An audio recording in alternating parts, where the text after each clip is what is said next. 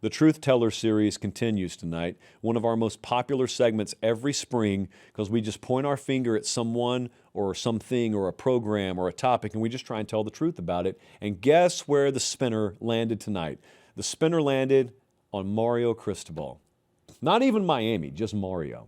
Let's tell the truth about Mario Cristobal.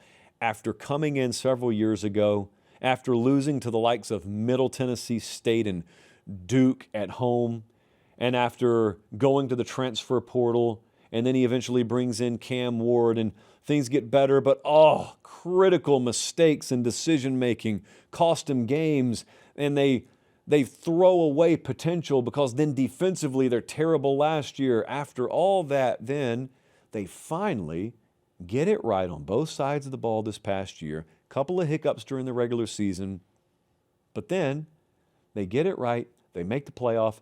They win one game. They win two games. They go all the way to the national championship. What's the truth about Mario Cristobal? Well, to me, the truth is the same today as it was when he took the job. It's just that the resume's changed. The old Wikipedia page looks different today.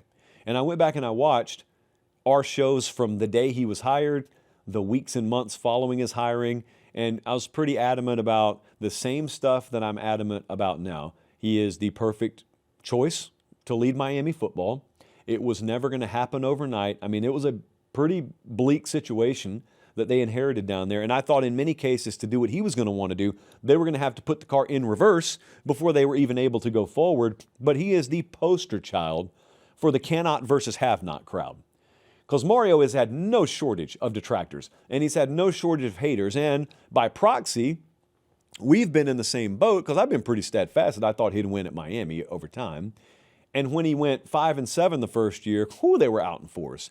And then when he went 7-6 the second year, they were out in force. And what's crazy, if you just look on paper, is you would think they shut up in year 3 because they went 10-3. Actually, they didn't, because they had Cam Ward and still lost too many games, and they did not make the playoff. And so that year was viewed as a failure. And then this past year, finally, they make the national title game. And so like a lot of people turn down the volume a little bit, but you know as well as I do that if you were telling me, or you were just telling anyone who would listen, Mario's not that guy, you may still have that doubt in your mind, even after they went to the national title game. And the problem that I've always had with it is I was never thinking he was going to automatically do something in year 1, year 2. You can say the same thing about Lanning at Oregon. You can say the same thing about Sark at Texas. I'm not comparing the coaches. I'm comparing the situations. If I think Sark's going to win a national title at Texas, or Dan Lanning's going to do it at Oregon, I could mean that in year 8 or year 2. I just think it's going to happen. Well, if I thought Mario was going to win at Miami, obviously it was because I thought he was going to put together the kind of talent roster that could do it, and I thought that talent roster was going to buy into a certain way of playing football. Both of those things have clearly happened. And then thirdly, and this is just kind of a bonus. I thought it would happen either way, but it's kind of a bonus that he's come along in this era where Miami can flex a pretty unique muscle down there to use the transfer portal to their advantage, at the quarterback position specifically. So they're doing all those things. So they're winning now, and they'll win in the future. But the thing that I always noticed, and I always kind of understood, anytime folks were hating on Mario Cristobal or they were hating on Miami, or if those are interchangeable in your mind, that's fine.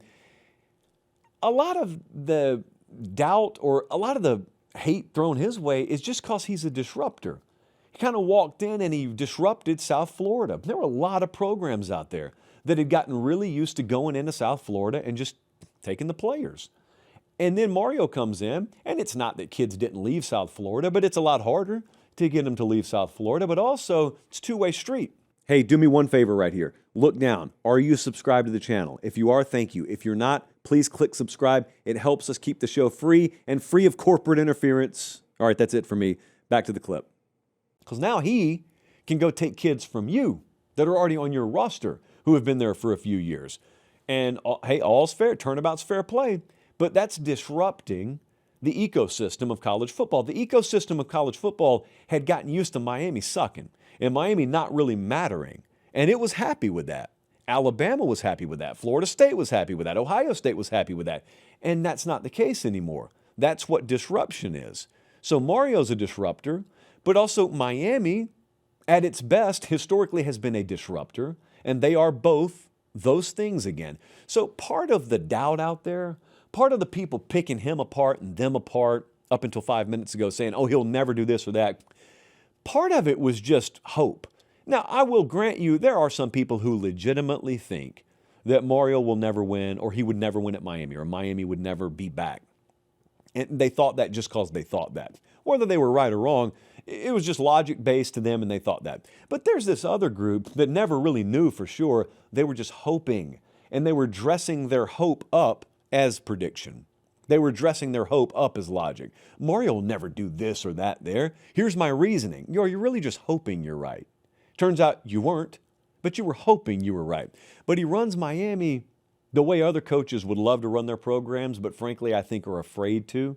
Now, maybe in some cases, they just don't possess the ability to. Certainly, most places cannot acquire the kind of talent that they acquire at Miami. So that greatly cuts down on the potential programs that could ever do what Miami's doing. But then there's this other aspect of the level of physicality that is the bedrock of their program. I've watched it many times in practice down there. Their practices are more physical than their games are, if you can believe that. Specifically on Tuesday and Wednesday, if you're watching them in fall, it's brutality. And then you get through that and your reward is the game on Saturday.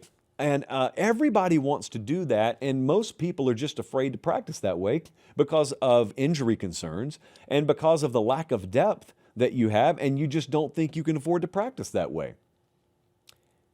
But they do, and they didn't pay a price for it last year. In fact, they reaped the reward from it last year.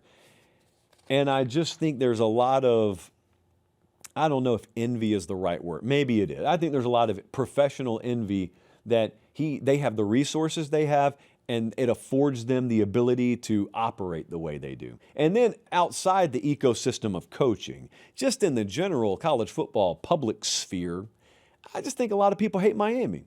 That's totally fine. Hate is welcome in the world of college football. That's why college football is different from real life. We don't want hate on the streets. But hate in this world is totally fine. If you hate Miami, I'm not trying to convince you to stop.